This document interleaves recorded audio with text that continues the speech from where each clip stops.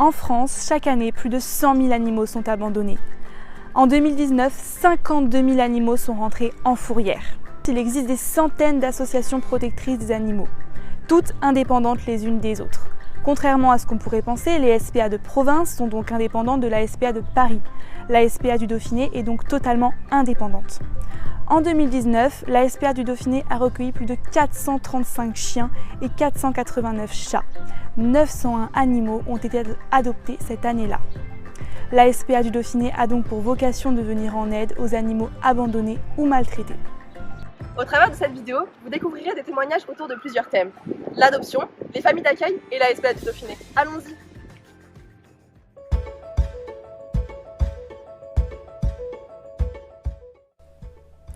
J'ai donc adopté 3 chats. Le premier s'appelait Réglisse, le second s'appelait Léo et celui que j'ai toujours, il s'appelle Pépito et je les ai pris tous les 3 à la SPA. Alors j'ai adopté un border collie croisé griffon à la SPA. J'ai voulu absolument adopter mes animaux à la SPA parce que je voulais sauver des animaux. Je trouvais que c'était un petit peu dommage qu'ils soient abandonnés et on ne sache pas trop ce qu'ils devenaient, donc je pensais que c'était bien et qu'il n'y avait pas de raison que j'aille les acheter dans un élevage. C'était un peu dommage, il valait mieux sauver des animaux. Alors pendant le confinement, on s'est inscrit à la SPA en tant que bénévole avec mon mari et ma fille et là, au vu du nombre de chiens, nous en avons adopté un. Les 3 animaux que j'ai adoptés à la SPA, j'ai eu de la chance, ils étaient tous vraiment super gentils. Mon seul a priori quand je suis allée à la SPA, c'est de trouver des animaux qui étaient peut-être un peu agressifs. Et ça n'a pas été le cas, bien au contraire. Ils étaient très câlins, très gentils et on avait l'impression qu'ils étaient contents que je les ai adoptés et qu'ils voulaient me le rendre. Avant d'adopter, alors je savais qu'un chien demande quand même du temps et du ménage pour l'accueillir à la maison. Alors oui, je conseille aux gens d'adopter et vraiment d'adopter et d'écouter son chien. Nous, ça nous a ouvert d'autres horizons et on se promène beaucoup et on apprend, on a rencontré énormément de personnes en fait. Je conseille absolument aux gens d'adopter les animaux. C'est pas la peine de les laisser tout seuls. La SPA, c'est vraiment de super lieux, mais c'est reste exigu, ils sont nombreux, donc il faut absolument les sauver. Et il ne faut plus qu'il y en ait, donc ça ne sert à rien d'aller chercher des animaux de compagnie qui ont été élevés et qui sont nés exprès pour ça. Autant les sauver. Donc là, vraiment, il faut adopter.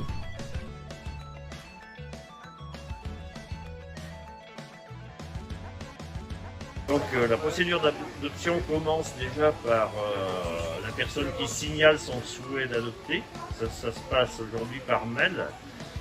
On lui envoie un questionnaire où on lui pose tout un tas de questions. Il y a 3 pages sur les conditions d'accueil de l'animal, la composition de la famille et comment ils vont gérer l'animal. Et ce qu'ils savent aussi sur un animal, le coût que ça peut représenter, toutes les contraintes que ça peut représenter aussi. Donc après on étudie ce questionnaire.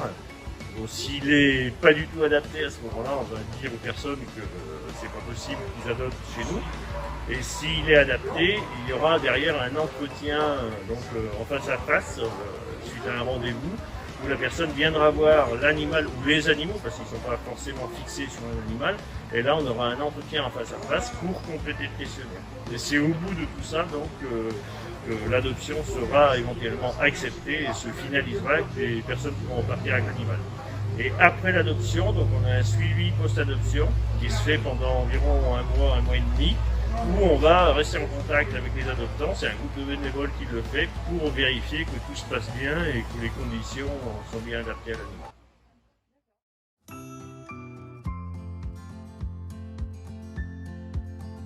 Donc moi c'est Gaëtan Caillot, j'ai 20 ans et nous sommes devenus famille d'accueil avec mon père Olivier depuis janvier 2020. Ce qu'il faut savoir, il y a 2 types de familles d'accueil, donc définitive et temporaire. Pour définitive, il faut juste remplir un formulaire sur le site de la SPA et d'avoir 18 ans. Et pour temporaire, il faut juste se rendre au refuge pour discuter de leurs besoins. Donc nous on est famille d'accueil temporaire, ce qui consiste à éduquer le chaton pour faciliter l'adoption. Et au final, avec l'attachement qu'on a eu pour l'animal, on a décidé de l'adopter nous-mêmes. Alors non, la SPA reste propriétaire de l'animal.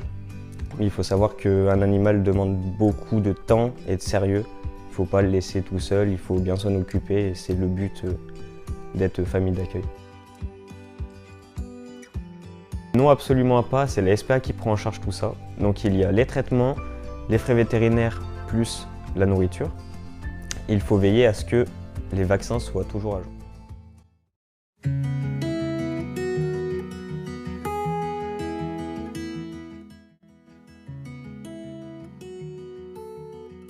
Cette année, les contraintes sanitaires actuelles nous obligent à limiter le nombre de personnes dans le refuge. C'est pour ça que beaucoup de choses se traitent aujourd'hui par mail et sur rendez-vous.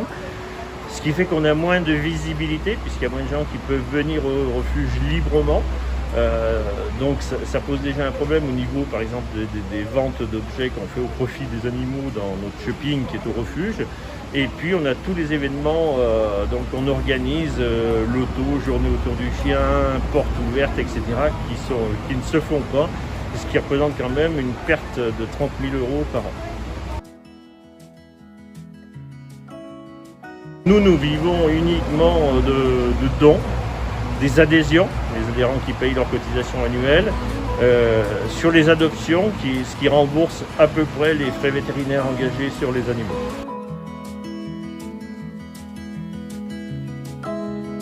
Pas du tout, hein. C'est vraiment le contraire. On a beaucoup d'abandon, donc de gens qui tout simplement, des fois n'ont plus le temps, n'ont plus les moyens, n'ont plus l'envie.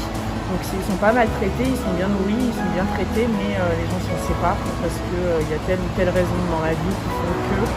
Donc nous on n'a pas que des animaux maltraités, on en a aussi quand même, c'est souvent de la fourrière.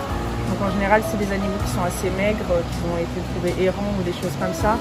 Mais des chiens battus, on n'en a pas non plus, ça vient pas tous les jours non plus. Voilà. Nous espérons que vous en avez appris davantage sur la SPA et les clichés qui tournent autour de l'adoption. Retenez une seule chose, l'adoption c'est la solution.